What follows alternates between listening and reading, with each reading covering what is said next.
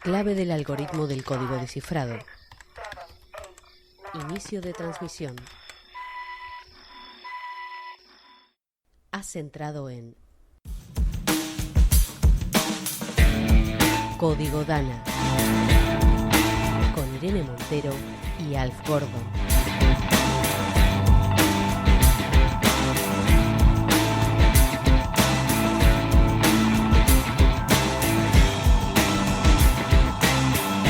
Código Dana.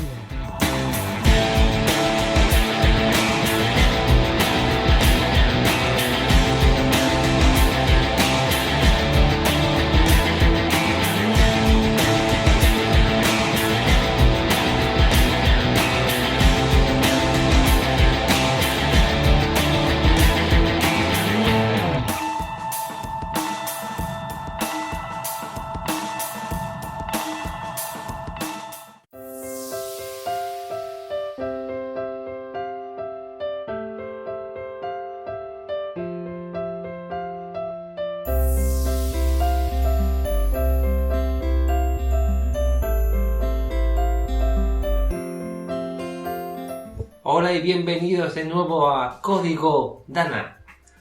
Hemos vuelto una vez más para contaros historias con Alf Gordon Y con Irene Montero.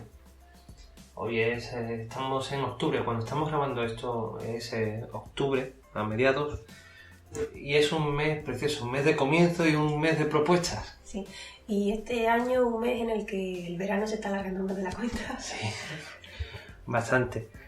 Y es un mes en el que se celebra muchos momentos importantes, ¿verdad, Irene? Sí, porque octubre la mayor parte de la gente piensa automáticamente en Halloween o en fechas así gordotas, incluso hasta en el Oktoberfest. Pero hay días importantes dentro del mes de octubre del que normalmente no se habla. Sí, porque por ejemplo, Irene, ¿qué se celebra el 1 de octubre? ¡Ay! El día 1 de octubre es el Día Mundial del Vegetarianismo. Sí, el primer día del mes de octubre. Esto es una celebración que se estableció en el año 77, en 1977, en Norteamérica, y fue ratificada por la Unión Vegetariana Internacional en 1978. Realmente lo que promueve es los beneficios de la alimentación vegetariana. Y básicamente no era una moda, hablaban de una visión o una filosofía de vida bastante antigua, porque también se basaba en textos de Pitágoras y de Plutarco, que ya hablaban de los beneficios y de la filosofía de vida vegetariana. De Pitágoras y de Plutarco, porque Irene, hay muchos personajes históricos vegetarianos, ¿verdad? Pues claro, pues nombres que todos conocemos como Leonardo da Vinci, León Tolstoy, Gandhi, Einstein, como he comentado, Pitágoras, Plutarco, Platón, Kim Basinger, Demi Moore, Voltaire. Y el tema de la leyenda urbana de Hitler. ¿Que si Hitler era vegetariano? Sí. Sí, se ha hablado mucho al respecto.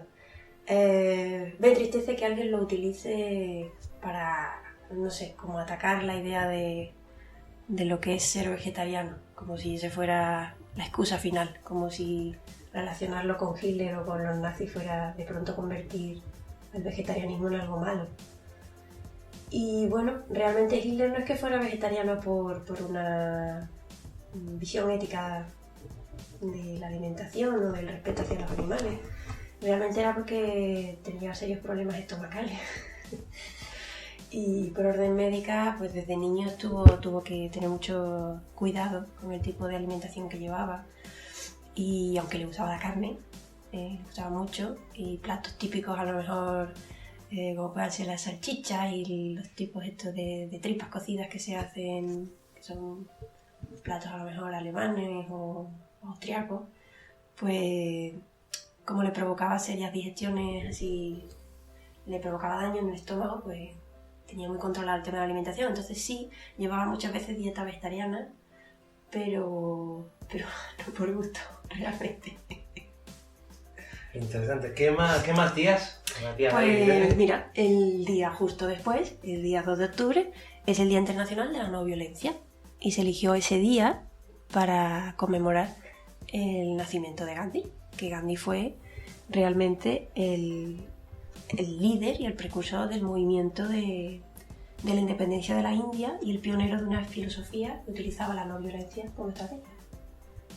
¿Qué más? El 4 de octubre también, Sí, ¿verdad? el 4 de octubre se celebra el Día Mundial de los Animales.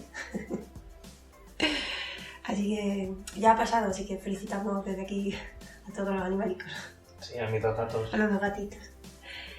Pues se celebra la vida animal en cualquiera de sus formas, desde los animales bonitos y peluditos que tenemos en casa hasta los animales que a la gente le da asquete, los insectos, los animales acuáticos que viven en la fosa de las Marianas que nadie ha visto nunca, cualquier forma de vida animal. Y bueno, hay de todo en ese día. Es muy típico realizar bendiciones animales en las iglesias, se realizan eventos en los refugios de animales, se promueve la adopción de animales que no tienen familia. ¿Pero por qué? ¿Se sabe por qué es el 4 de octubre? Pues se hizo en conmemoración a San Francisco de Asís, porque fue, dentro de la religión católica, el primer humano que se concibió a sí mismo en relación con todas las cosas creadas por Dios. Y consideraba que sin importar la diferencia, todos eran criaturas de Dios. Y esto incluía a todo lo que tuviera animado o inanimado. Eso incluía piedras también. Y bueno, creo que otro día muy, muy importante a recordar es el 19 de octubre, que es el Día Internacional de la Lucha contra el Cáncer de Mama. Hay que sensibilizar a la población sobre el tema, muy importante, y hay que hacer una detección precoz y bueno, hay que mejorar el pronóstico y bueno, eso facilita y mejora la supervivencia en los casos de cáncer de mama. Básicamente es la piedra angular de la lucha contra esta enfermedad, una detección precoz y una mejora del diagnóstico. Así que cualquier duda al respecto, cualquier preocupación, la Asociación Española contra el Cáncer ofrece ayuda al respecto. Todo nuestro apoyo y nuestro agradecimiento tanto a las asociaciones como organizaciones no gubernamentales que están luchando contra el cáncer, más precisamente en este caso contra el cáncer de mama. Muchas gracias. Y bueno, y ahorita este mes es el mes del Oktoberfest. Sí, sí, porque como ya habíamos anticipado, íbamos a hablar de cerveza, sí o sí. Así que ahora vamos a hablar de cerveza.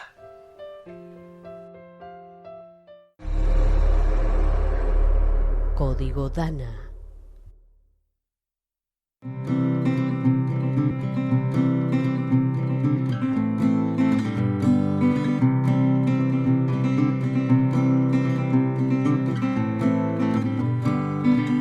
Bueno, y con la celebración del Oktoberfest en estos días, vamos a hablar de algunos temas relacionados con la cerveza, ¿no?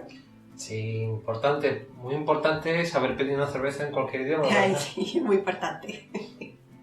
Para los cerveceros y cerveceras que nos estén escuchando, abrid bien las orejillas, que este es el momento.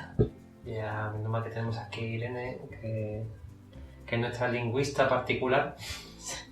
Bueno, hoy vamos a explicaros a pedir cerveza en idiomas de los que yo no tengo ni idea y Alfonso tampoco, ¿vale? Pero bueno, más o menos cómo se pronuncia para poder defendernos un poquito, ¿no? Por ejemplo, en inglés. Bueno, en inglés, hay que decir, en inglés, la palabra cerveza para los hispanohablantes es una de esas cosas que siempre nos llevan a confusión por la forma de pronunciarlo. De hecho, probablemente mi forma de pronunciarlo tampoco esté bien. Sí, porque cerveza se dice... Beer. Pájaro. Bird. Y oso. Beer. O algo así. No, o sea, hay mucha confusión al respecto. Pero evidentemente si estás en un pub y pides ponme una jarra de cerveza en inglés, yo creo que no te van a traer un oso a la barra ni un pájaro. Pero bueno, el humor inglés es raro. Pero bueno, sí, en inglés, one beer please, y yo creo que te entienden, ¿no? One beer please. Eso es una cerveza a palo seco. Y ya si quieres una pint, una pinta, si estás en un pub, Muy recomendable, ¿vale? Porque si pides una cerveza en un pub, aparte que te van a mirar mal, te van a poner un vaso muy pequeñito. Bueno, ¿en alemán? En alemán es parecido, es Bier, es ein, que es uno, ein Bier bitte, que gracias. O sea, os lo vamos a pedir, perdona, por favor, os lo vamos a explicar todo muy educadamente, ¿vale? No vamos a llegar y vamos a decir ¡una cerveza! Sino una cerveza, por favor, ¿vale? Todo va a ser una cerveza y un por favor detrás, ¿vale? Entonces, me había equivocado, perdón, bitte es por favor en alemán. Ein Bier bitte. ¿En francés cómo sería? En francés, cerveza es bière. Entonces, in, bière, s'il vous plaît. Sin más misterio, ¿vale? Todo el mundo ha oído el s'il vous plaît alguna vez en francés, ¿vale? ¿Y en italiano? Vale, en italiano utilizan para cerveza una palabra que habremos usado en español también alguna vez, que es birra. Entonces, una birra, per favore. Una birra, per favore. Una birra, per favore. Per favore es una birra. Me encanta. Y bueno, y si nos da por irnos a la República Checa, ¿cómo se diría en checo? Una cerveza, por favor. Ay, cerveza en checo es pivo. Pivo prosim. Y ya está, ahí te lo he entendido. Y yo creo que si además hace el gesto con la manita de como vasito a la boca, van a entender perfectamente. Pivo prosim. Son cervezas, o sea, son formas de decir la cerveza, como hemos visto en inglés, en alemán, en francés, en italiano, incluso en checo, que tienen una cierta relación en la raíz. Es bir o ber, más o menos se parecen. Luego tenemos las que están relacionadas con la que nosotros conocemos en español, que es cerveza, ¿vale? Ya, independientemente, ponme una caña, ponme una jarra, pero bueno, una cerveza, ¿vale?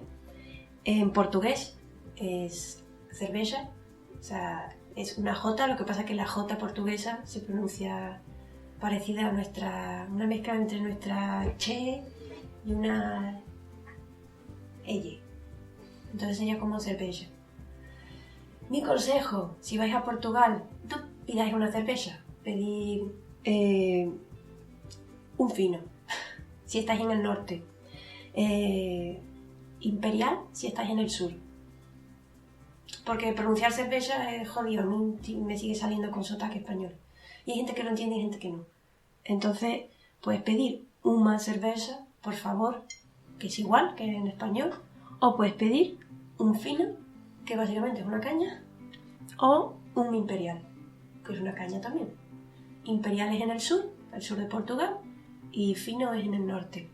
Y si ya te gusta cerveza en cantidades mayores, una jarra, pues pides una caneca. Una caneca. Una caneca. Eso me lo apunto. Y luego ya entramos con formas de pedir cerveza cuya raíz no tiene nada que ver con, digamos, el resto de formas de pedirla. Por ejemplo, en griego, ¿vale? A mí en griego me encanta, por favor, me encanta. Sí. ¿Cómo se diría? Porque en griego pedir una cerveza sería mia bira, que bira es cerveza, ¿vale? Mia bira, para calor.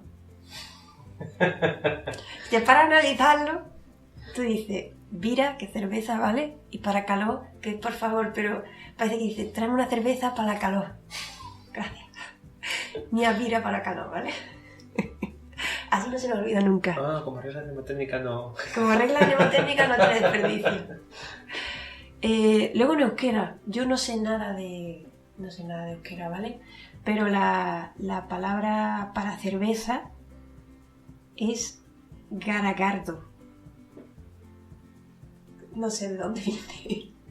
Y no se parece en nada, ¿vale? Simplemente recordarla, es garagardo. Garagardo, bat, mesedez. ¿Habrá algún vasco ahora mismo tirándose por una ventana diciendo ¡Dios mío, qué acaba de decir esa mujer! Bueno, es una sevillana que se está intentando esforzar para decirlo en euskera. Lo intento, ¿vale? Para cuando llegue allí, pues me podáis poner una cervecita también, ¿no? Y luego en galés, por Dios, la palabra cerveza no tiene nada que ver con nada. De hecho, voy a explicar cómo se escribe, que se escribe CWRW. No hay vocal. Compro vocal, gracias.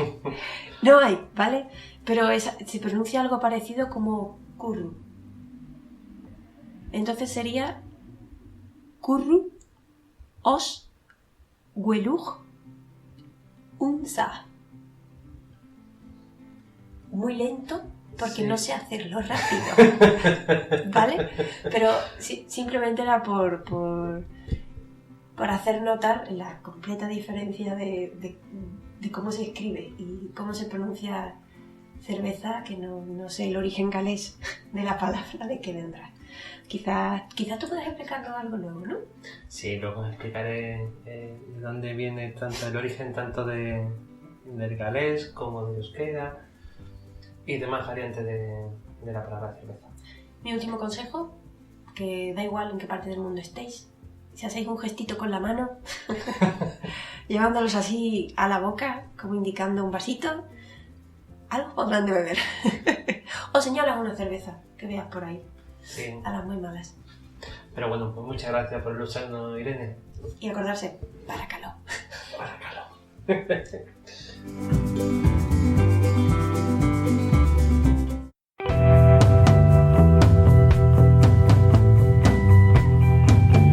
Habladurías, mitos, rumores, llámalos como quieras. Para nosotros, leyendas urbanas. Empezamos leyendas urbanas. Y me encanta esta sección. ¿Qué nos traes hoy, Irene? Bueno, como estamos hablando sobre el tema de la cerveza, pues hemos intentado buscar leyendas urbanas relativas a la cerveza o recordar leyendas urbanas que conocíamos sobre la cerveza. Y a mí lo primero que se me vino a la cabeza fue una clase de historia que no se me olvidará nunca, que dio mi profesor, Carlos Subiza, el mejor profesor de historia que he tenido en mi vida, el día que nos explicó la muerte de Felipe I el Hermoso. Yo lo voy a contar tal y como él nos la explicó a nosotros y bueno, a lo mejor habréis oído alguna pequeña variación con respecto a la historia, pero la base es la misma. Él nos contó que el príncipe estaba jugando un partido de pelota en un día muy caluroso, en verano probablemente, y que había sudado muchísimo, que había hecho un gran ejercicio muy intenso y que automáticamente, tras terminar el partido de pelota, le trajeron una jarra de cerveza muy fría para apaciguar el calor y que se la bebió de golpe. Y que murió de eso. Murió supuestamente de un corte de digestión que le provocó la cerveza helada. No había escuchado eso en mi vida. Pues yo recuerdo ese momento, no sé, o sea, lo tengo grabado a fuego, porque me resultó tan impactante y a la vez recuerdo que pensé en ese momento, vaya muerte absurda. Más luego toda la historia que rodea la muerte de Felipe el Hermoso y su mujer Juana, la que estaba más de los nervios, que la que lió con su cadáver, en fin. Y me pareció en ese momento una historia muy, muy absurda. De hecho, estuve buscando sobre el tema y es cierto que está recogida en libros de historia. Digo que podréis ver variaciones porque en algunos libros de historia hablan de que era agua helada. A mí me lo contaron con cerveza helada y yo me quedo con esa historia. Porque yo soy la primera que cuando acabo de hacer algo, así un ejercicio importante y tal, pues luego al rato dice, pues voy a tomar una cervecita para reponer hidrolito y esas cosas. Cuidado, no te hagas un Fernando, un Felipe primero. No, pero entonces indagando, realmente sí, se dice que murió por beber una jarra de cerveza fría tras haber realizado un ejercicio físico muy, muy fuerte en el año 1506, ¿vale? Y aunque la cultura popular le atribuye la muerte precisamente al haberse bebido muy rápido el agua helada o la cerveza helada tras el ejercicio, es cierto que 5 siglos después el motivo de su muerte sigue siendo un misterio. Porque las crónicas de su vida relatan que él realmente murió días después del suceso del partido de pelota, ¿vale? Que esa misma noche después del partido tuvo unas calenturas, que es como llamaban los finos del siglo XVI, a tener fiebres, ¿vale? Y que a partir de ahí tuvo un empeoramiento progresivo y que eso lo llevó a la muerte. Entonces los investigadores planteaban otras opciones como podía ser el envenenamiento o bien que hubiese muerto de la peste, ¿vale? Entonces en un intento de hacer una retrospectiva de lo que pudo haber pasado, pudimos llegar a imaginar qué pasaría si de verdad hubiese muerto por haber ingerido esa jarra de cerveza fría. No, pero es que me estoy quedando helado porque yo pensaba de que, como estamos hablando de leyendas urbanas, cuando has comentado lo de la jarra de cerveza helada, pensando en el 1506, como dicen, no había neveras ni frigoríficos para conservar la cerveza fría. Yo pensaba que iba a ir por ahí. No, no iba por ahí. Va por la historia aún sin resolver de la muerte de Felipe el Hermoso. Impresionante. Pues imaginemos, ¿vale? O sea, si de verdad murió por haber bebido esa jarra de cerveza fría después de haber hecho ejercicio intenso, hay 2 hipótesis, ¿vale? Una, que murió de corte de digestión, ¿vale? Sí. Que todos hemos oído eso de las madres de... Sí. Te has bebido eso, te has comido no sé qué. Tiene que esperar 6 horas de digestión. Que tú dices, no me estará rentable y he comido a comer aquí en la playa, no me está rentable. No, porque eso de bañarme a las 11 de la noche me da miedo. Las madres que son muy exageradas, pero que nos quieren mucho, no quieren que nos pase nada. Bueno, otro día hablaremos de las leyendas urbanas de los cortes de digestión, ¿vale? Sí, pero vamos a centrarnos. Si la primera hipótesis es que... ¿Cómo se dice corte de digestión? Corte de digestión. El nombre fino, como Sí. las calenturas. El nombre científico es hidrococción. Vale. ¿Vale? Pero voy a decir corte de digestión, porque me siento más cómoda, ¿vale? Entonces, si fue debido a un corte de digestión, la hipótesis sería que el agua fría, al entrar en contacto con el cuerpo de Felipe el Hermoso... Por cierto, te voy a hacer un comentario antes de seguir. Sí. ¿Qué comentario? Miedo me das. ¿Habéis visto los cuadros de Felipe el Hermoso? Sí. Bueno, a lo mejor en la época, ¿sabes? Es que a mí ese hombre no me parece hermoso. O sea, para ganarse el apelativo de hermoso... ¿Resultón? No, es que ni eso. Del grupo de amigos era el simpático. Yo creo que más que mirar los retratos y decir, no sé... En plan de, o tenía muy poquitas cualidades y nos vamos a ponerle algo porque... No, a lo mejor el stand de la época era... Sí, a lo mejor era una belleza. Claro, era Cristiano Ronaldo. Jugaba la pelota y la llamaban era hermoso. Claro, claro. Pues mira, no lo había pensado, pero... Y estaba forrado también. Estaba forrado, era el Cristiano Ronaldo de la época. Ay Dios, perdón por haber hecho el corte, pero es que se me ha venido la imagen del buen hombre a la cabeza y no... Bueno, eso, seguimos. Si hubiera sido por un corte de digestión, estamos hablando de que en ese caso el líquido frío entra en contacto con el cuerpo caliente por haber estado haciendo un ejercicio intenso y lo que provoca es un potente reflejo cardiovascular de causa nerviosa. Básicamente te lleva a una alteración del ritmo cardíaco y es un descenso de la frecuencia cardíaca e incluso puede llevar a una parada cardíaca. ¿Cómo se llama científicamente? Me gusta poner esos retos porque sabe. A ver, ¿qué me vas a preguntar? No, lo que has dicho eso de la alteración del ritmo... ¿Cómo se dice científicamente? Alteración del ritmo. No, tú te refieres lo diré, al reflejo cardiovascular de causa nerviosa. Eso. De tipo parasimpático. Ah, vale. Que yo no creo que es el parasimpático, yo creo que es el para joderte. Porque es el responsable, entre otras cosas, del sudor. Así que creo que es el para joderte, sí. Bueno, pues eso, podría haberle llevado a una parada cardíaca. Eso sería una hipótesis, ¿vale? Otra hipótesis si en vez de haber sido por un corte de digestión, ¿vale? Hubiera sido por una hiponatremia, ¿vale? Explico. Que por el ejercicio físico hubiera empezado a perder líquidos, ¿vale? Y líquidos y sales a través del sudor. Y como consecuencia llegaría un momento que, lo típico, ¿no? Te bebes el agua porque estás seco, empiezas a beber agua y bebes con mucha ansia y aunque te rehidratas bien, no repones las sales que has perdido realmente. Lo cual provocaría una alteración en la concentración de las sales que llevas en sangre, como podría ser el sodio, ¿vale? Que un sodio bajo, un potencial peligro. Y bueno, esto lleva a una serie de efectos como puede ser el mareo, vómito, calambre, en fin. Eso lo he visto yo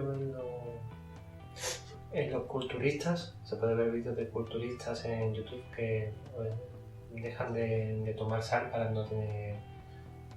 que no se hidrate, porque cuando lo voy a decirlo de forma técnica, porque para que se pegue la piel al músculo. Sí. Entonces lo que hacen es es deshidratarlo. Entonces muchos se ven vídeos en YouTube y todo eso de que empieza a tener espasmos, ¿sabes? Sí. Y desmayo y demás, y es por la falta de sodio y potasio. Oh, Dios. Sí, bueno, también es algo que le ocurre a los que hacen las maratones. Gente que practica deportes que son intensos y de larga duración, pues están expuestos también eso a pérdida de sales, que sudas, pero ¿qué hay? Es importante reponer. Desde aquí hago un llamamiento, es importante reponer las sales, ¿vale? Como dice él, sodio y potasio, muy importante, ¿vale? ¿Qué pasa? Como decía Super Ratón, no olvides supervitaminarse y supermineralizarse. Perdón, no he podido más.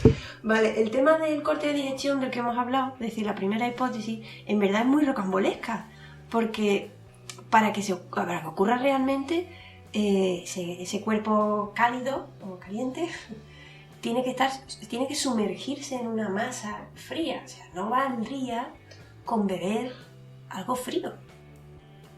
O sea, es una hipótesis ahí un poco como en el aire, el corte de digestión. En fin, además estamos hablando de que si de verdad le hubiera dado un corte de digestión, hubiera sido fulminado en el momento. Y según recogen las crónicas, murió al menos 3 días después.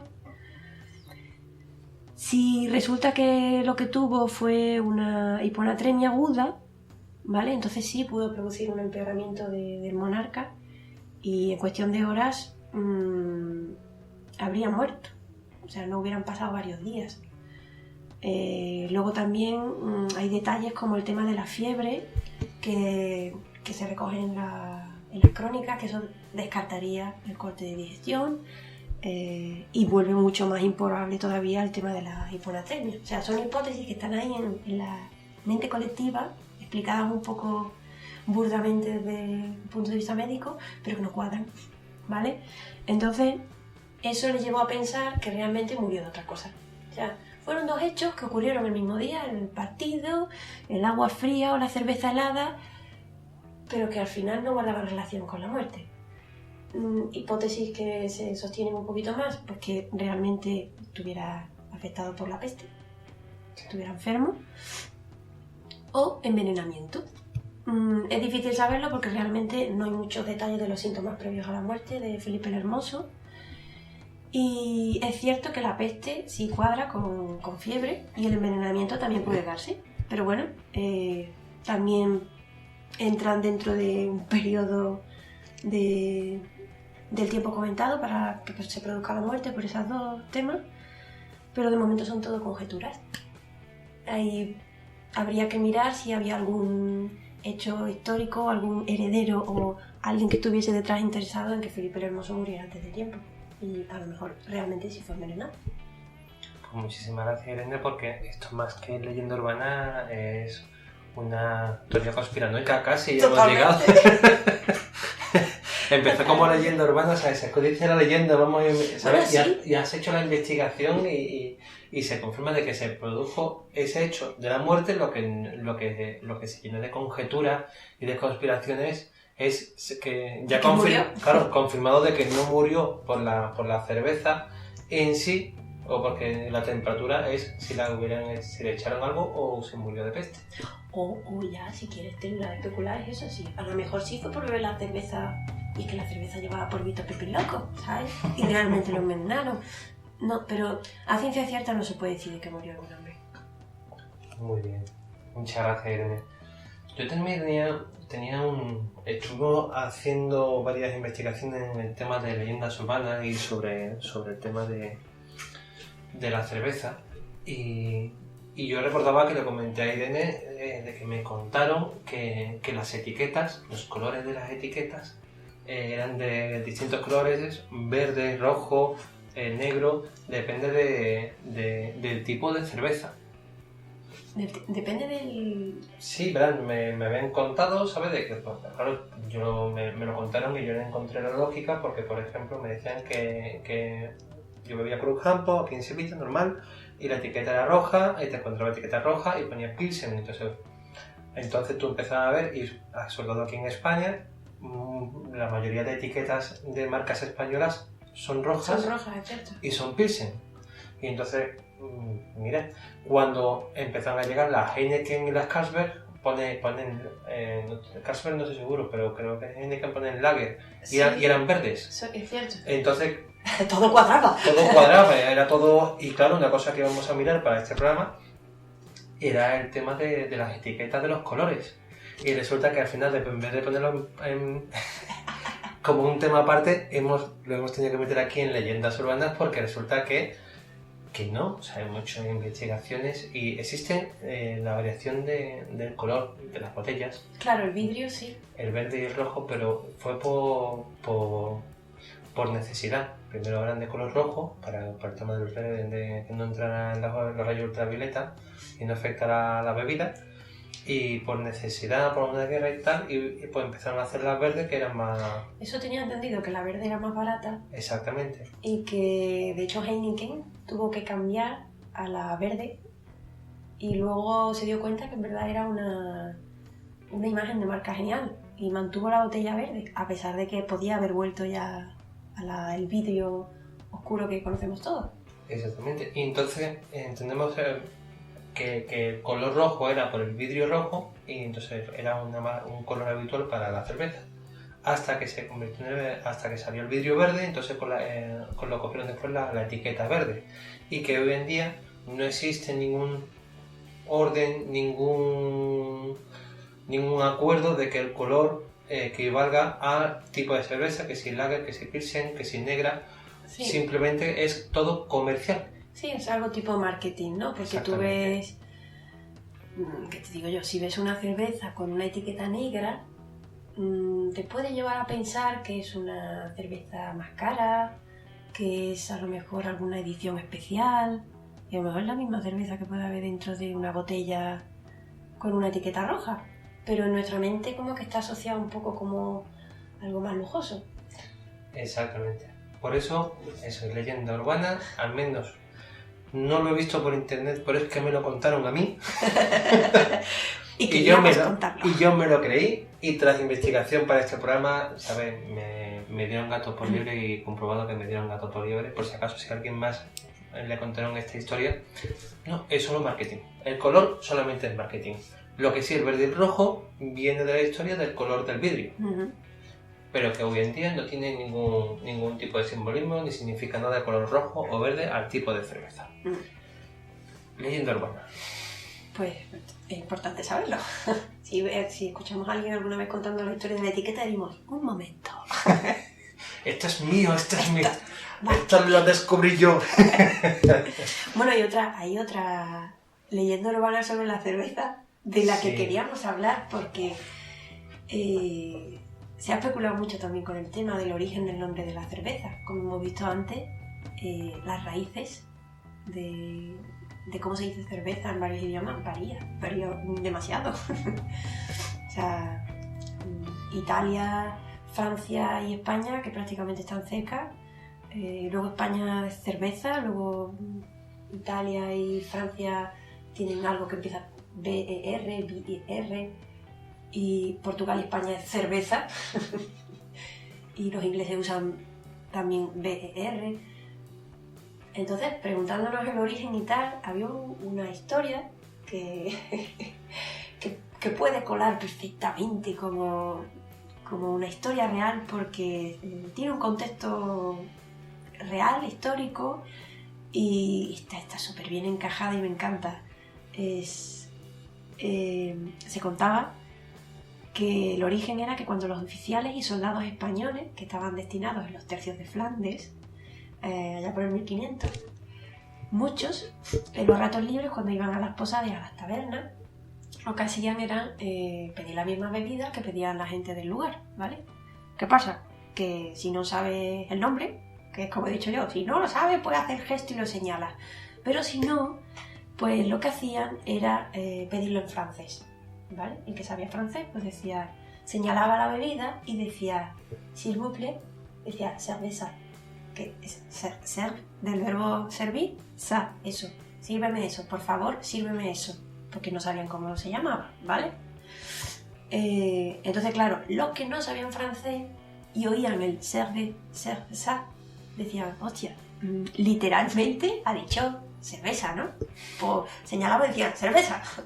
Y cerveza. Y hoy en día se quedó el nombre de cerveza. Yo escuché la variante del Camino de Santiago. Mira.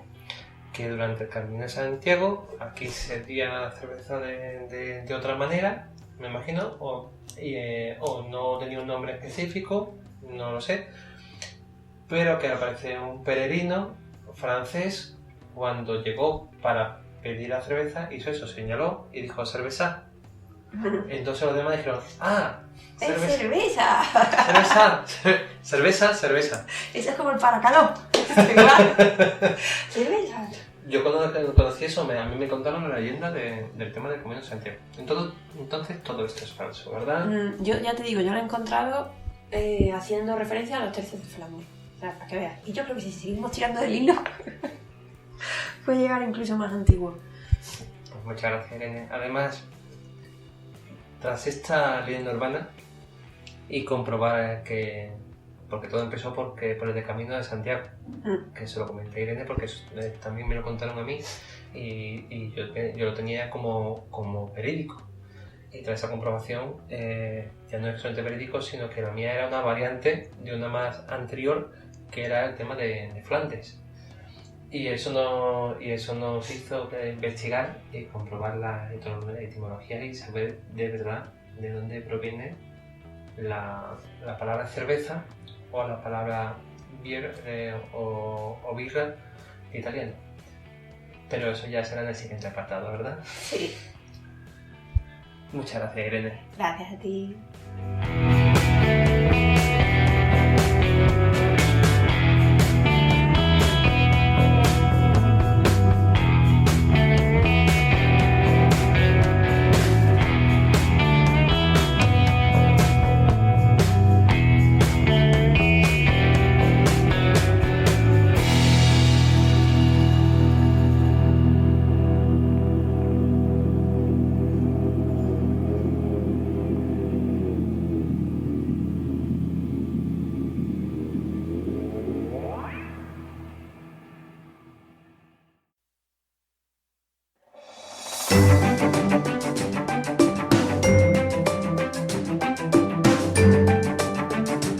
Bueno, y si a estas alturas no han entrado todavía ganas de tomaros una cervecita, ahora Alfonso nos va a explicar el origen del nombre de la cerveza. Sí, el origen real o según, el origen que estiman. Todavía no te queda tú que está muy claro. Como hemos dicho, no viene de cerveza, de Flandes de Santiago. Entonces, ¿de dónde viene la palabra cerveza o como se dice en portugués? Cerveza. Algunos nos dicen que podría ser celta. Uh-huh. Como dijiste antes, el término en celta del cereal viene de del Kuru, ¿no? Como Kuru. Del CR... CWR, ¿no? Sí, del Kuru. Bien, eso vendría porque la palabra cereal o cereales te voy a decir cómo se escribe Vale. en celta, porque ¿Cómo se escribe? se escribe coirm, C-O-I-R-M. Ah, vale. ¿Vale? Y de coirm viene el curru, y de curru podría venir la palabra cerveza. Hay otra variante que dice que en vez de venir de coirm, que significa cereal, coirm vendría de cervus, que viene a decir, sí, cervus, en celta, que significa ciervo. Ajá. Y que podría ser por el color parecido que tiene la piel del animal con el color de la cerveza. Perdona que te corte. Sí. El término cereal en celta, coirm, que es como corno en inglés. Pero eso es maíz, Eso ¿no? es maíz. Sí, no. Sí. Simplemente me había llamado la atención. Llama la atención eso de que maíz en inglés es corn Sí. y ¿Y aquí? cereal en celta es coirm. Ajá. La diferencia es hay una I en medio y en vez de una M es una N. Pero Sí. la verdad que es parecido y no es de extrañar que pudiera venir de allí. Al fin y al cabo es un cereal que era desconocido, por lo cual podrían llamarlo vendría del cereal. Ajá. Pudiera ser. En cualquier caso, parece claro que la etimología está directamente relacionada con los cereales. Ajá. Otra podría ser de la romana. Hay muchos... Origen romano. Sí, de origen romano. Hay muchos estudiosos que creen que todo que viene de cerveza vendría de la diosa romana. La diosa romana de la agricultura se llama Ceres. Ah, claro. Se llama Ceres y vendría de la palabra cerebisia. Cerebisia, que significa fuerza de seres. Se entiende que coge el cereal Claro. y al sacar la fuerza del cereal, la fuerza de la diosa, Ajá. sacas el producto que es de la cerebisia. La cerebisia. Ah, oye, como explicación me gusta. De ahí también viene el nombre de cereales.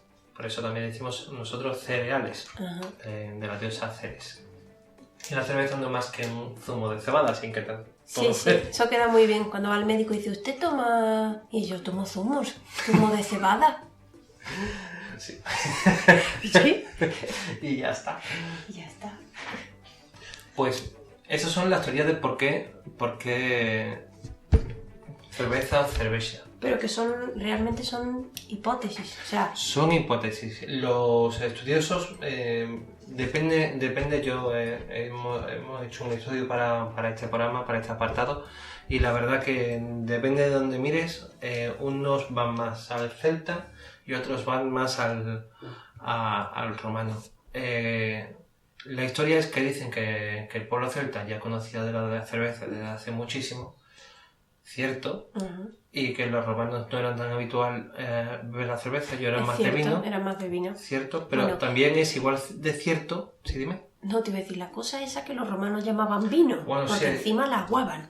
Sí, vino con agua pero con muchos condimentos. Mucho condimento. Pero es que también es cierto de que el primer pueblo que ya hacía cerveza conocido es el egipcio. Nadie le ha preguntado a los egipcios. Claro, y es que los egipcios ya hacían cerveza antes que los celtas. Y el pueblo romano conocía ya al pueblo egipcio de mucho antes. Ajá. Así que por eso dice, una cosa es que lo bebieran, otra cosa es que no que lo conocieran. Dice, podían no beberlo habitualmente, pero sí conocer qué era y para haberle puesto nombre. Entonces ya te digo, no está claro todavía de dónde viene, depende de dónde la fuente sea donde investigues, te pueden decir que vienen de origen celta o de origen romano. Me encantaría. Un día invitamos a partidarios del origen celta, partidarios del origen romano, los sentamos aquí, que los echamos a pelear y tú y yo nos tomamos una cerveza. Bien. Además, hay una teoría del por qué, pero para eso tengo que explicarte la segunda parte. Bien, y la segunda parte es, entonces, ¿de dónde viene la palabra birra, beer, beer. Eso. Es que es eso. La versión anglosajona es beer, ¿no? En alemán es Bier. Beer. En italiano, birra. En casi toda Europa se usan palabras derivadas de bi algo. Es cierto. E incluso hasta en el idioma universal, en el esperanto, Sí. en cerveza se dice biero. Biero, es cierto. En el esperanto. Pues resulta que en latín el verbo beber es vivere. Sí. Se dice vivere. Entonces, en el norte de Europa, lo que utilizaron como definir a la cerveza fueron las diversas variantes del verbo beber en latín. Vivere. Con el latín hemos topado. Exactamente. Al final también viene, ¿sabes? No es cerveza del ceres, pero sí beber. Del verbo beber, El claro. verbo beber. Hay todas las variantes en los distintos idiomas, incluidos algunos de origen latino, como el propio francés, rumano o italiano. Y ahí es la cuestión.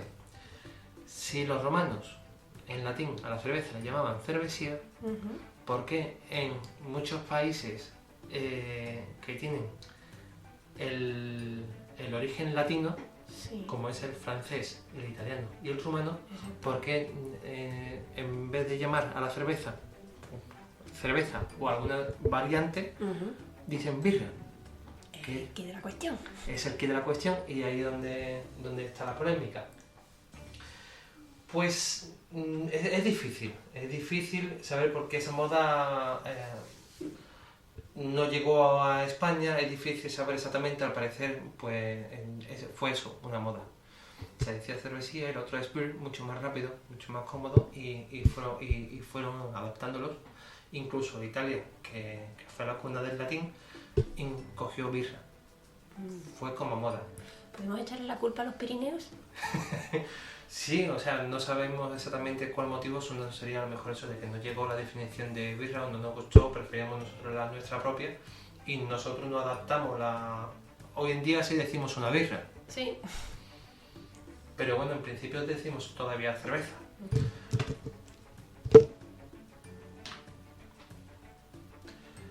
Bien, otra curiosidad, es que no solamente existe las variantes de beer o las variantes de cerveza.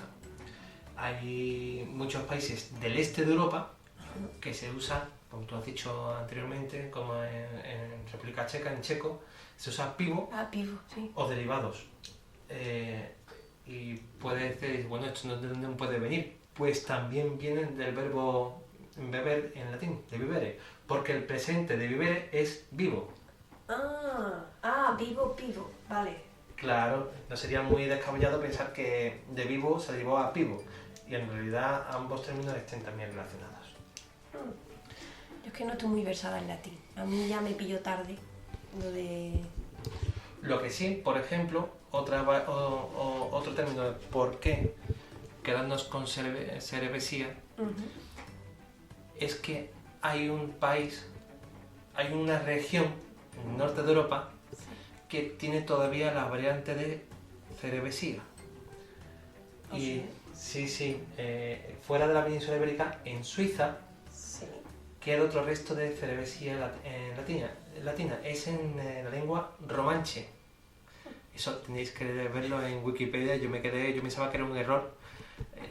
Cuando leí romanche, yo pensaba que era romance y se ha metido la lengua romance. una H. Y no, es cierto, o sea, existe la lengua romanche, que es una lengua retorrománica del cantón de los Grisones de Suiza. Es una lengua que sí, que está en peligro de extinción. Hay que desde aquí apoyo porque igual que en España tenemos distintas lenguas y son todas tan valiosas y tan preciosas y que tenemos que tanto respetarlas como fomentarlas, que Y no se pierdan, mantenerlas en el tiempo. porque esa es nuestra cultura y es importante preservarla. De igual forma, tenemos que ver el mundo, también tenemos que intentar preservar la lengua romanche, porque es muy curioso saber de que en un cantón de Suiza tengan un lenguaje y que digan en cerveza, la cerveza en romanche se diga gerbosa. Gerbosa, que viene de cervesía. Por lo cual yo me canto más por la variante de que cerveza venga de los romanos, de la variante de Ceres, De Ceres. más que del origen celta. Ya como último detalle, Sí. estamos hablando de España, pero acabamos de decir distintas lenguas del español. Hay una lengua en España que no se dice ni la variante de cerveza ni la variante birra, y tú lo has comentado también anteriormente. Es en euskera, En euskera. porque tanto en catalán como en valenciano es cerveza, o sea, también se dice del mismo modo, pero en vasco, como te he dicho, es garagardo. Sí. Garagardo, que te estaba preguntando de dónde viene Garagardo? Sí. Pues es muy fácil. Viene de garagar, que significa cebada, y ardo, que significa vino. Ah, mira. Vino de No lo cebada. resuelta. ¿No ves cómo había un vasco en su casa dándose chocazos en una esquina diciendo, pero vamos a ver, si es que esto es esto y esto es esto, 1 más 1 pues 2? Es mucho más fácil. Es más fácil de lo que Si parecía. ya tenían el vino, cuando llegó la cerveza, donde vino la cebada, pues ya está, pues vino de cebada. Está muy bien pensado. Garagardo. Garagardo. ¿Listo? Fácil. Ya se me Eficiencia, olvida. eficiencia. Ya no se me olvida. Entonces, claro, resumiendo, tenemos la hipótesis de que venga de los romanos, Sí, Ceres. Sí, de la La fuerza, diosa sí, de una Ceres. vida que signifique fuerza de Ceres, vaya. Cerevisia, La cervicia. Vale. sí, La otra hipótesis es que venga de los celtas, ¿no? origen celta, del purru, el CWRW, que venga de la palabra cereal, coin en celta. Ajá. Y luego, Todas las variantes del norte de Europa, birra, beer, vienen del verbo beber en latín, vivere. Incluso los de Europa del Este, que son pivo sí. y otras variantes de pivo, vendrían del presente del verbo verbo vivere, ver. que es vivo. Y ya Sí, está. y así queda todo muy mejor explicado y ya lo entendemos un poquito mejor. Pues me encanta que haya todas estas hipótesis y bueno, vosotros por cuál os decantáis más, ¿qué os gusta más? ¿La versión romana, la versión celta o la versión del latín en todas sus variantes? A mí lo que me gusta es de que al fin y al cabo todo más o menos vendría del mismo sitio y que, mira, al menos para la cerveza nos ponemos todos de acuerdo. Nos ponemos todos de acuerdo, es lo que importa. Pues muchas gracias, Irene. Muchas gracias a ti por explicarnos todo esto.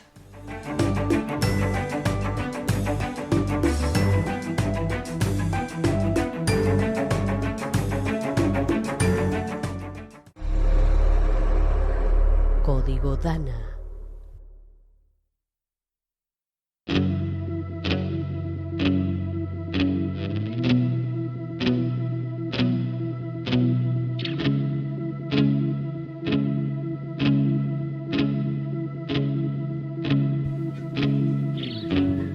Y seguimos en Código Dana. Bueno, Alfonso, ¿nos vas a contar algo, si no he entendido mal, relativo a la carrera espacial? Sí, exactamente, Irene. Me gustaría quiero aprovechar para hablar sobre la carrera espacial rusa, sus claros y oscuros. Quiero aprovechar que el 4 de octubre se cumplen los 60 años del lanzamiento del Sputnik 1. Y gracias al lanzamiento del Sputnik 1 se inició la carrera espacial y en especial una carrera espacial rusa. Con todo, como te he dicho, con todos sus claros y oscuros. No sé si sabes, por ejemplo, el tema de que estamos habituados nosotros aquí en España a ser aliados de Estados Unidos, desde el principio, incluso antes de la OTAN, estamos acostumbrados a decir astronautas. Sí, claro. No, pero los rusos no son astronautas, los rusos son cosmonautas. No sé si lo sabes. Pues no, que no lo sabía, de hecho pensaba que eran dos formas de decir la misma, pero no pensaba que era una diferenciación. Sí, cuando el ser humano que va al espacio es de Estados Unidos o de sus aliados, se le denomina astronauta. Uh-huh. Cuando es ruso, es cosmonauta. Los chinos ya también han cogido sus... Sí, son taikonautas.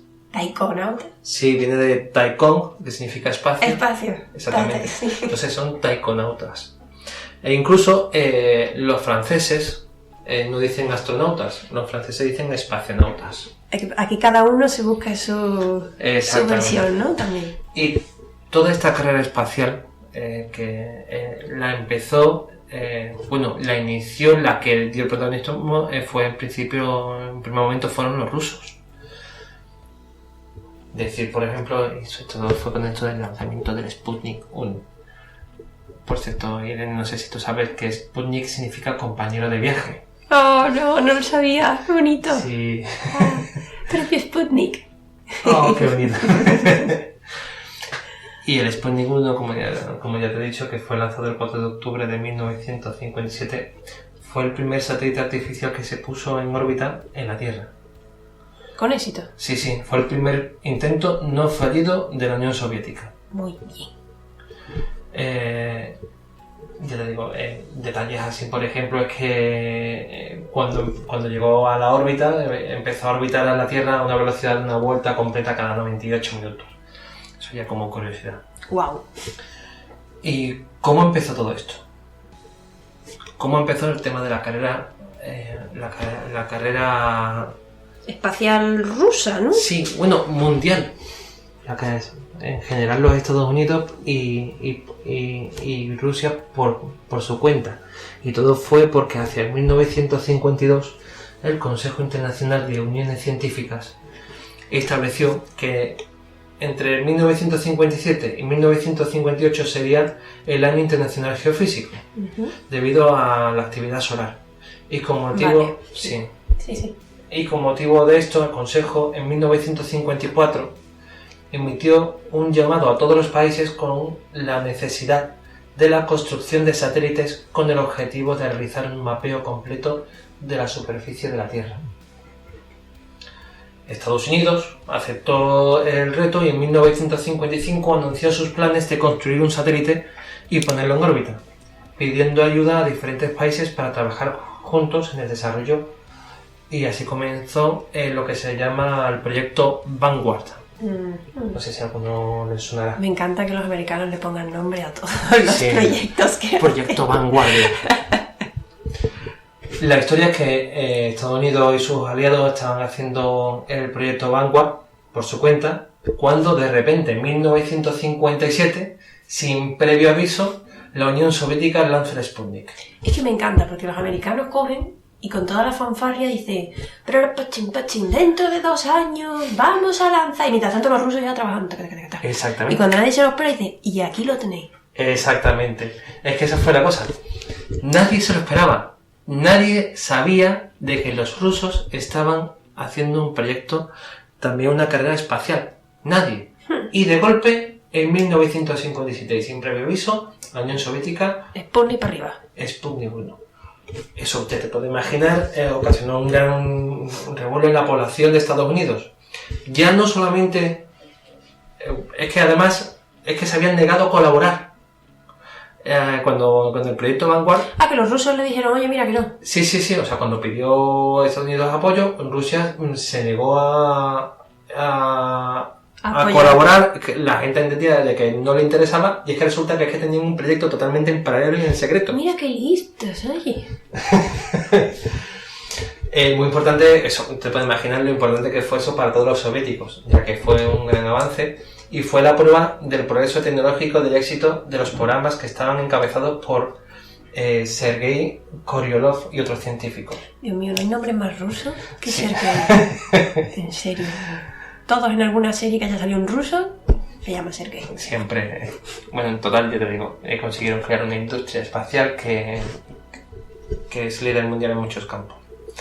La historia es que eso fue el inicio de la conquista del espacio por parte de los soviéticos. Algo que ya te digo, y que ahora mismo la gente no estamos... Yo al menos no lo sabía. Yo pensaba de que había una carrera que ambos estaban peleando en paralelo, pero no, es que resulta que lo hicieron en secreto, en paralelo y en secreto. Nadie sabía, como te digo, que Rusia estaba haciendo un proyecto por su cuenta. Rusia era el giro argumental de la película que nadie se esperaba. Pero es que además tienes que mirarlo desde otro punto de vista. Es que se esperaba que fueran los estadounidenses los que acabarían llegando, claro, ¿sabes? Que al final llegaron por más tarde. Y el pánico que había en las capitales occidentales eran de ver lo que eran capaces de hacer los rusos, los soviéticos. Claro. Y verá, es que no, a ver cómo se me explico con la importancia. No era por el satélite en sí, del Sputnik. La gente a menudo no entiende la importancia de ello. Era por el misil. Sí. Es que una cosa que demostró Rusia es que tenía un misil balístico intercontinental que habían desarrollado en la Unión Soviética y que solamente lo habían probado una vez. Y es que esto fue la primera vez en la historia de Estados Unidos en que se sintió un país amenazado. Oh. Porque el enemigo, rápido, los soviéticos, no solamente más rápido, sino que disponían de un misil balístico que les llegaba. Que les llegaba. Porque de la misma forma que ese misil había mandado el Sputnik a la órbita, ese misil cargado con una bomba nuclear podía llegar a cualquier capital de Occidente. Que estaban acojonados. Ese fue el hecho más importante y que ahora mismo se ha quedado olvidado y simplemente estamos viendo por eso lo del tema de los claros y oscuros. Claro, porque en verdad es un avance científico muy importante que queda empañado por un miedo a un enfrentamiento bélico político. Que estábamos en ese momento, ¿sabes?, con el tema de la Guerra Fría, totalmente. Ya si quiere podemos hablar un poquito de las características del Sputnik. Cuéntame. Sí, porque algunas personas piensan de que el Sputnik era una pelota de baloncesto, del tamaño de una pelota de baloncesto, con 4 antenas, y que no... Y le pegaron una patada. Y bueno, nada menos que... O sea, cualquier parecido con la realidad es pura coincidencia, ¿no? Exactamente. Es que verán, todo esto incluso tiene su aquel. Resulta que los rusos, cuando estaban diseñando el Sputnik, pensaban que querían hacer un satélite con forma de cono. Uh-huh. Pesaba aproximadamente en un primer momento 1,5 toneladas de peso. Dios. Y era capaz de realizar numerosas mediciones. Sin embargo, cuando los soviéticos se enteraron de que el mismo proyecto Vanguard estaban diseñando 2 satélites, uno de ellos era muy sencillo, simplemente con la intención de comprobar que era posible poner algo en órbita. Uh-huh. O sea, Vanguard estaba haciendo 2 satélites, sí. Uno completo grande y después uno muy sencillo, simplemente, claro, de prueba solamente para mandarlo para ver si funcionaba. Claro, cuando lo vieron, ¿sabes? Los soviéticos, cuando se enteraron, espionaje, comillas, Está haciendo comillas en el aire, sí. Espionaje. Simplificaron en gran medida su proyecto inicial. Coño, es que 1,5 toneladas. Querían lanzar, para empezar, 1,5 toneladas al espacio. Acabó siendo esférico y con una masa de unos 83 kilos. Que tampoco está mal. Contaba con un par de transmisiones de radio y se trataba de una esfera de aluminio de 58 centímetros de diámetro. Con 4 largas antenas, eso habréis visto todas las fotos. Eso que 58 centímetros de diámetro ya es una esfera importante, ¿eh? Era capaz de medir tanto la temperatura en el interior y el de la superficie de la esfera. Y esa información además era capaz de transmitirla a la Tierra. Se usó principalmente para medir la concentración de electrones de la ionosfera y también permitió obtener información acerca de la densidad y temperatura de las capas altas de la atmósfera y la propagación de las ondas electromagnéticas en la ionosfera. Yo te voy a decir una cosa, como meteoróloga, sí, te doy un aplauso por hacer todo eso en el 57. Exactamente. Pero lo mejor, bueno, no era lo mejor, es el detalle que tuvieron porque también incluía un sensor capaz de detectar meteoritos. Fue el primer detector de meteoritos, aunque no detectó ninguno. Pero, ¿pero funcionaba? Funcionaba, porque funcionaba, pero llevaba un detector de meteoritos. Lo gracioso era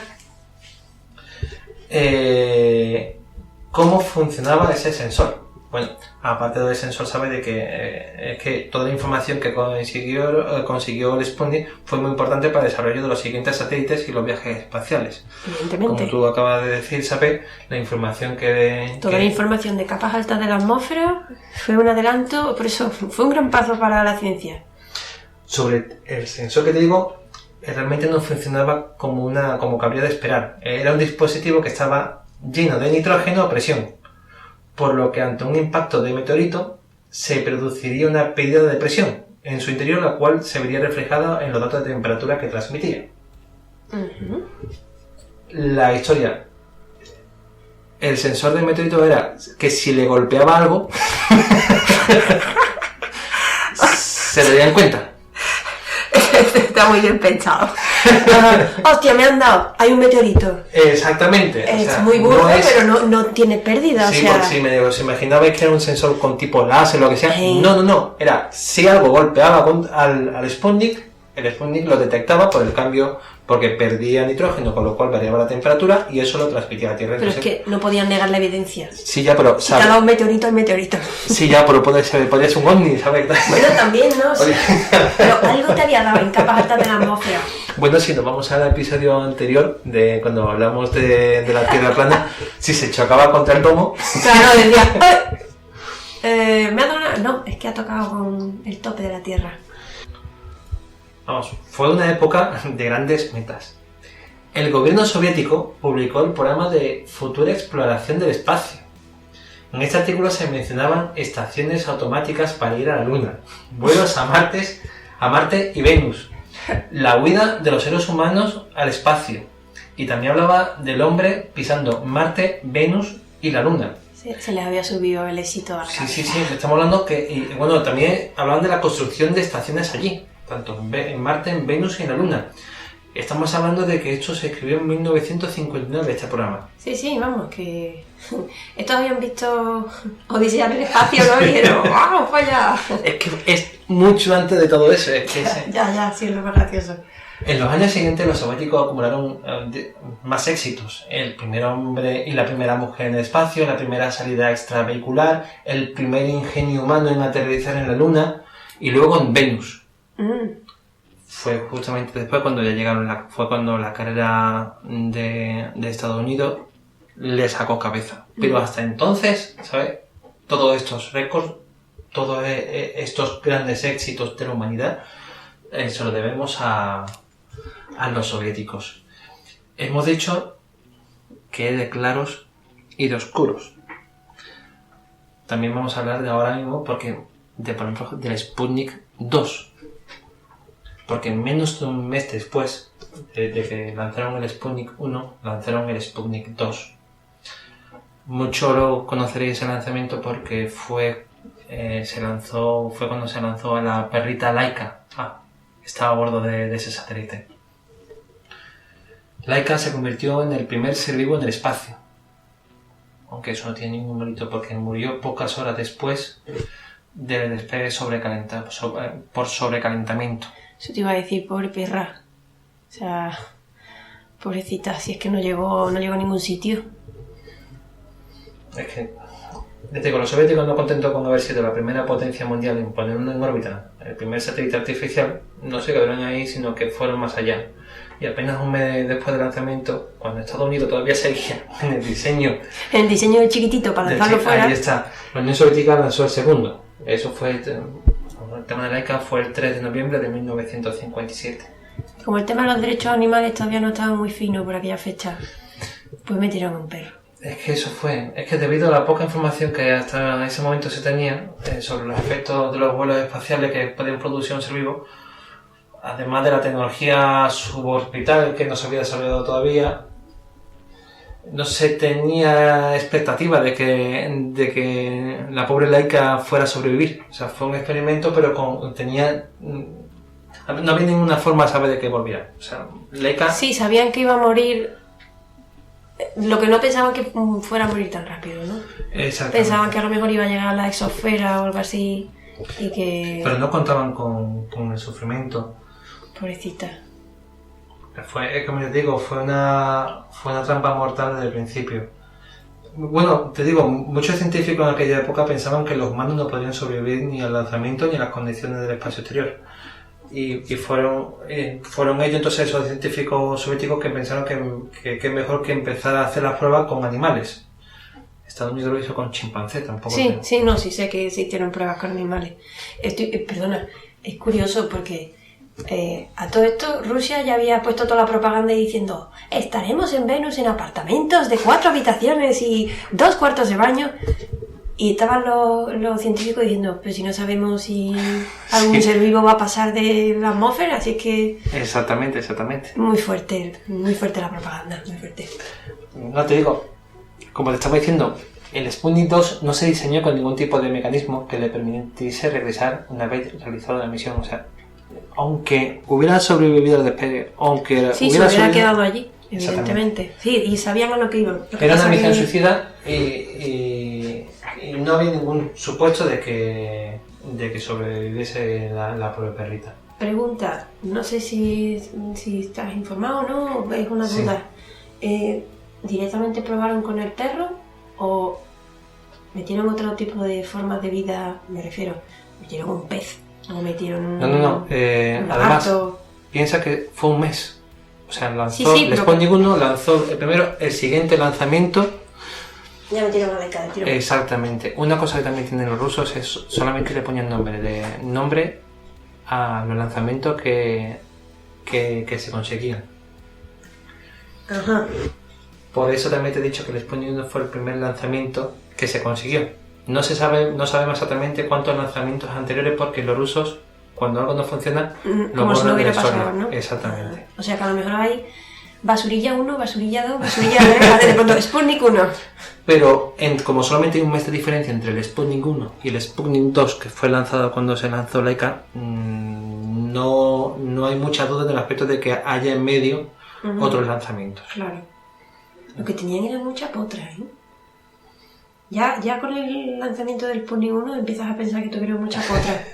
Bueno, la verdad que grandes científicos rusos estuvieron trabajando y siempre está ese porcentaje de suerte, pero había mucha ciencia, muchos y grandes científicos. Tuvo que haberlo para... Bueno, lo que te digo, Laika murió convirtiéndose también en el primer ser que murió en órbita, que no es ningún mérito. No. Pero es un hecho.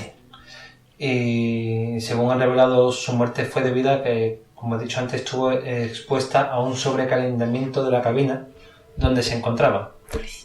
Dicho sobrecalentamiento se cree que fue provocado por un fallo en el sustentador de la central R7. Así te puedo contar porque no sé qué significa. Sin embargo, los motivos de su muerte fueron ocultados por parte de la Unión Soviética y no fue hasta 2002, que eso es lo fuerte, que no fue hasta 2002 cuando se aclararon todos los hechos. En principio, ocultaron la verdad y se informó de que la perra había muerto el 6º día de la misión cuando la cabina en la que se hallaba se quedó sin oxígeno. No solamente eso, incluso el gobierno soviético alegó que la perra no sufrió, sino que murió por eutanasia momentos antes de que la cabina se quedase sin oxígeno. Por Dios, qué manera de maquillar los hechos para no quedar mal. Exactamente. Es que... Si hasta a ellos les tuvo que doler que la pobre perra muriera ahí. Pero digo, pues dijeron, ¿sabes? Primeramente lo que dijeron, que vamos, que no lo han negado hasta en 2002, es que sobrevivió. La historia oficial es que sobrevivió durante 6 días en el espacio. Que murió, antes de que muriera por oxígeno sufriendo, le hicieron una eutanasia y que murió sin dolor. Cuando realmente lo que murió fue achicharrada a pocas horas del despegue. No sé por qué mientras estamos hablando de esto me ha venido a la mente un recuerdo, no sé si era de unos dibujitos, quizás de algo así como Así es la vida, o ¿cómo se llama el programa ese pero el de historia? Como el del cuerpo humano, que eran los mismos personajes, pero de historia. ¿Era una breve historia? ¿Era una breve historia? Me ha venido un recuerdo de ver a la Laika dentro del Sputnik, como en el espacio, mientras contaban la historia, como que estaba muy contenta en el espacio. No, pues contenta, ya te digo. No, pero me ha venido esa imagen en plan de probablemente esa historia, incluso cuando nos la contaran de pequeños en un programa de eso, apareciera maquillado como... Pues aquí estuvo la perra en el espacio. y ya está, y hasta aquí puedo leer. Muy triste, de verdad. Ya te digo. Bueno, su muerte no fue en balde, no fue justa, pero no fue en balde, porque permitió descubrir que un ser podía sobrevivir al ser expuesto en órbita y soportar la microgravedad, y además de cómo reaccionaban a dichas condiciones.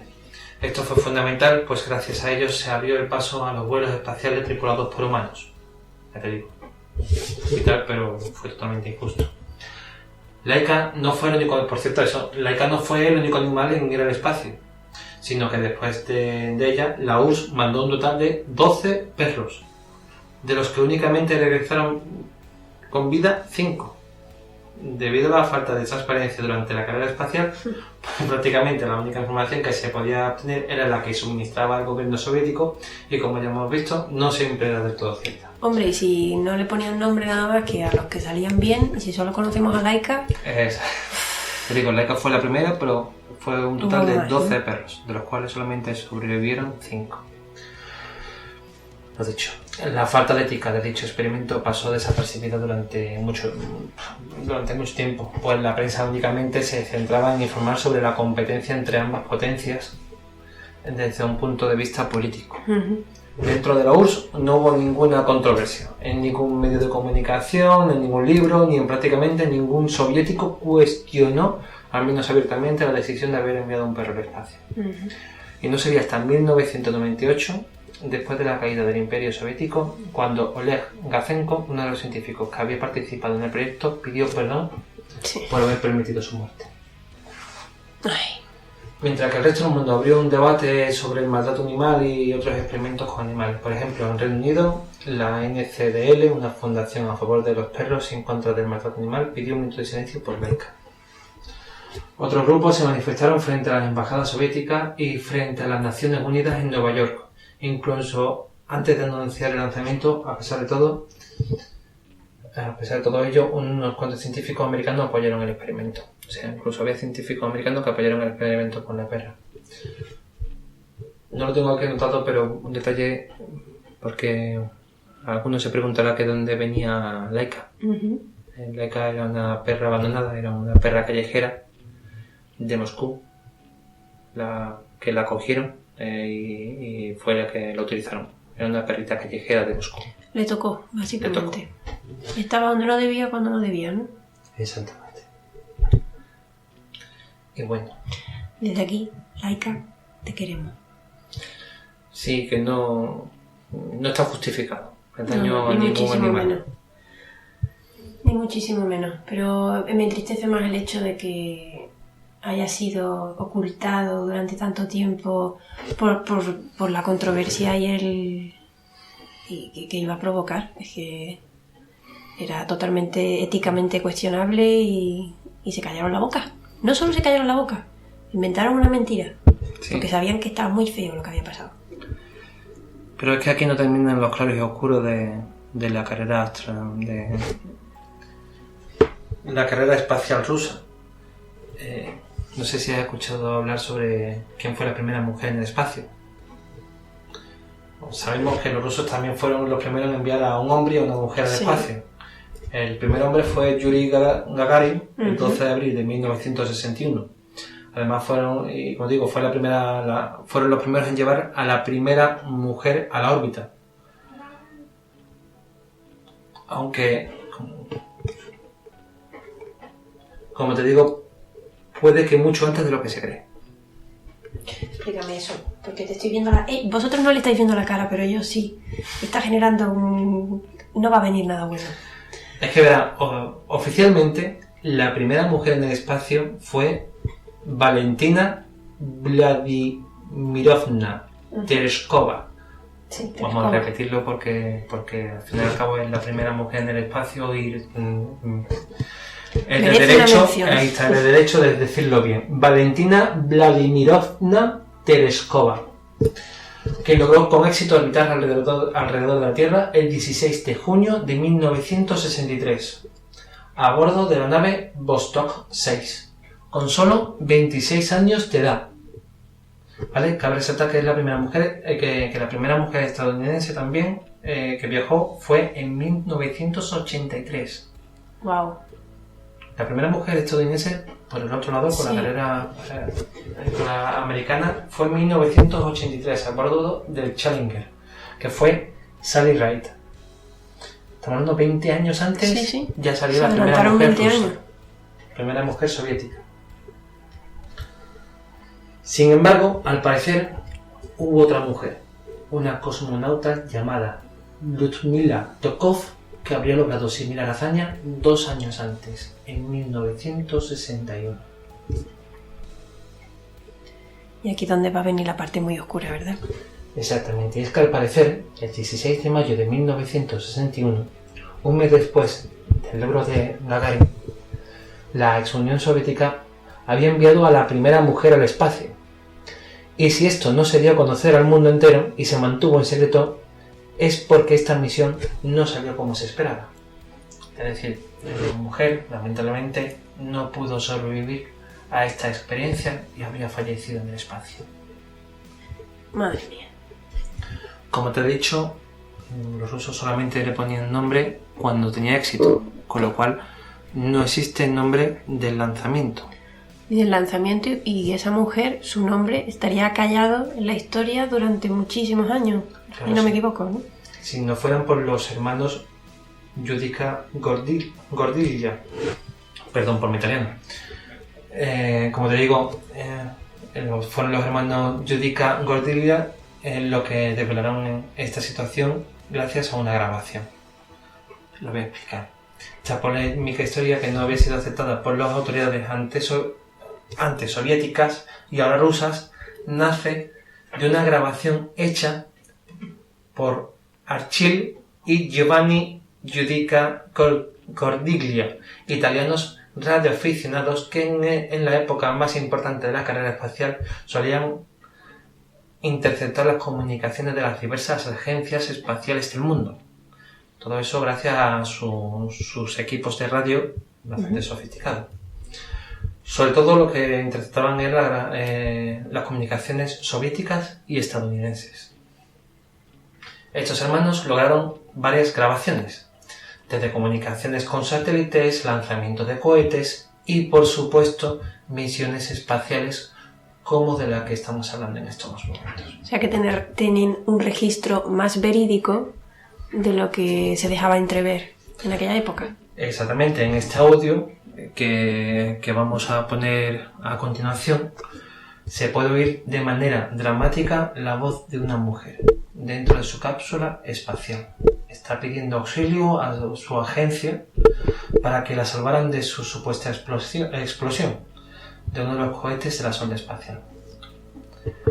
Como hemos dicho, la misión se realizó el 16 de mayo de 1961 y la grabación fue hecha el 23 de mayo de ese mismo año, cuando supuestamente aquella cosmonauta tenía que volver a la Tierra. Esto, el audio que vamos a poner, fueron los últimos segundos de grabación, esos momentos de terror de esta supuesta cosmonauta en el momento del desastre. Vamos allá. 5,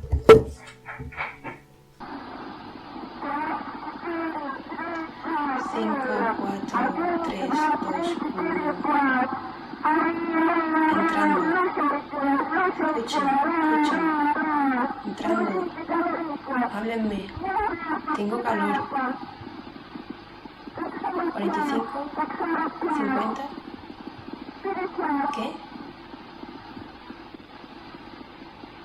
Sí. Respirando. Oxígeno.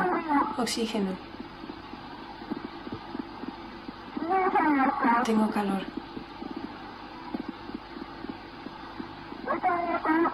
¿No es peligroso? Está todo... ¿No es esto peligroso? Sí. ¿Cómo? Háblenme. ¿Cómo debo transmitir? Sí. ¿Qué? Nuestra transmisión comienza ahora. 41. Así. Nuestra transmisión comienza ahora. 41. 21. Sí. Siento calor. Todo. Siento calor, siento calor. Escucharme. Escucharme. Veo una llama. ¿Qué? Veo una llama. Veo una llama. Siento calor. 32. 32. 41, 41. Me voy a estrellar.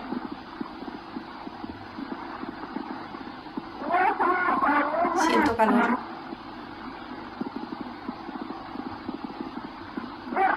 Reingreso, reingreso. Estoy escuchando. Siento calor.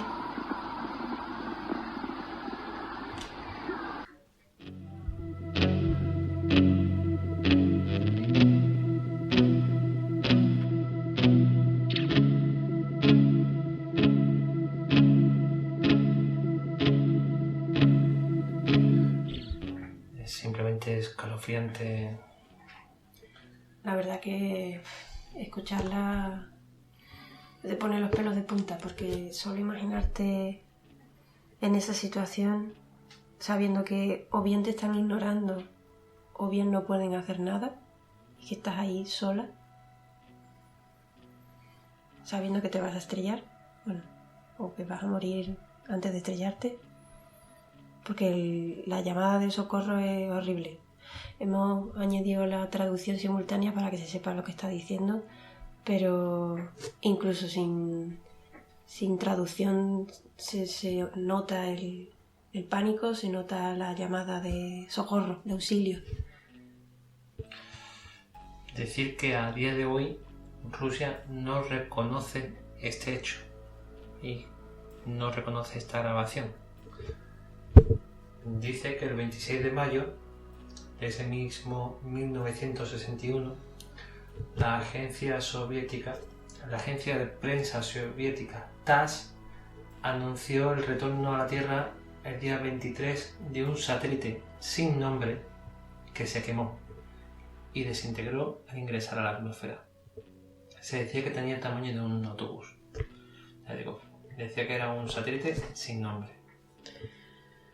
Yo he de decir, desde el punto de vista personal, que si esta grabación es real y pertenece a ese momento en el que se supone que es esa mujer pidiendo ayuda, es de vergüenza que no hayan reconocido a esa mujer,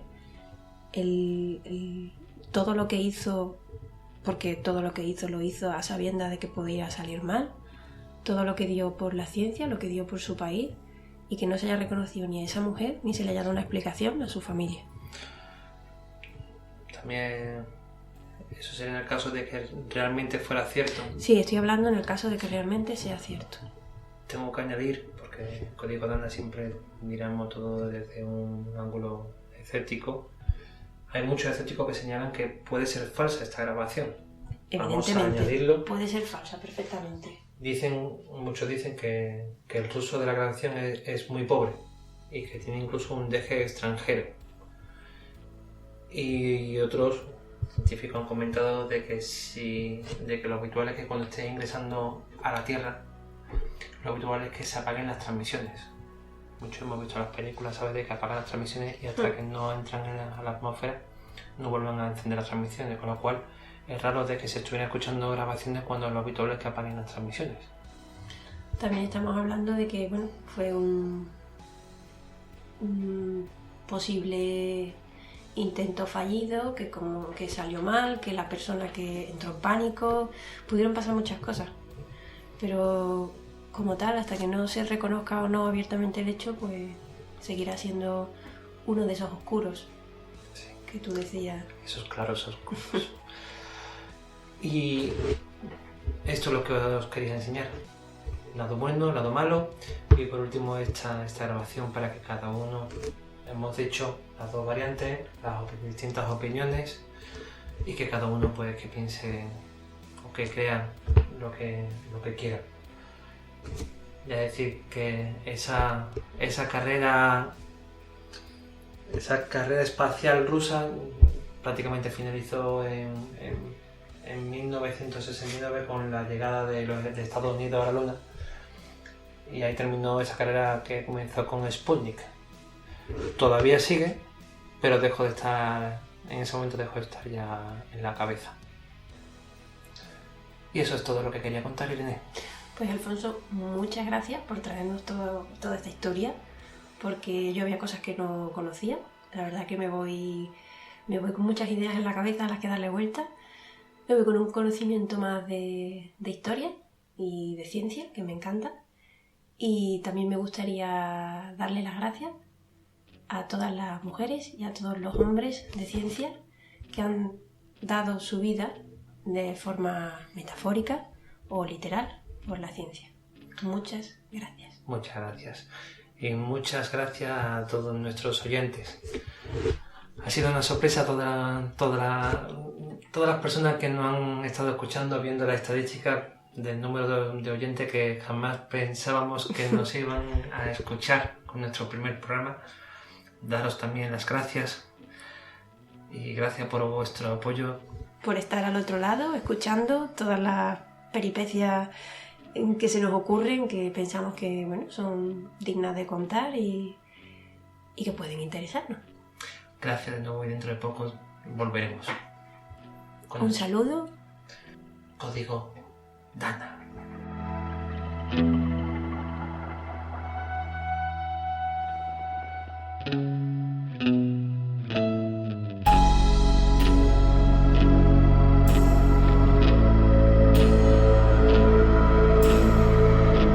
Esto ha sido Código Dana. Fin de la transmisión.